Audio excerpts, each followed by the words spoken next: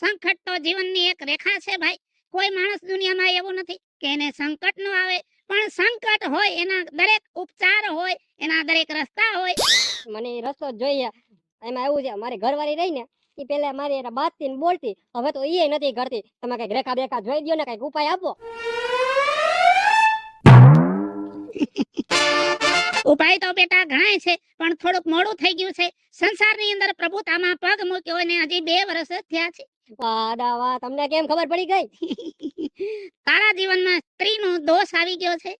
સ્ત્રીનો દોષ? તો મેં કોઈને સ્ત્રીને કોઈ દી આમ બોલાવ્યા નથી, કે હરી નથી કરી મેં કોઈ દી. પારકી સ્ત્રીઓનું નહીં, ઘરની સ્ત્રીનું.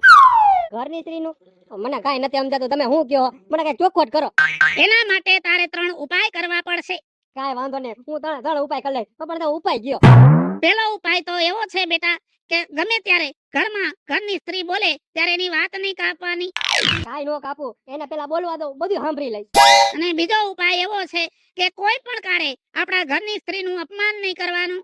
ના ભાઈ, હું એનું અપમાન નહીં કરું. ઈ મને કહે ને કે તું હંજવારી કાઢ લે, હું હંજવારી કાઢ લઈશ. ઠામડા ઉટકી નાખીશ.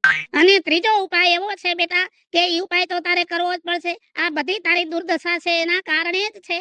મોટા મોટી તો આજ છેલ્લી જ લાગે છે. કયો જલ્દી કયો મને. છેલ્લી નથી, હાવ હેલી અને પેલી જ છે. બોલો બોલો.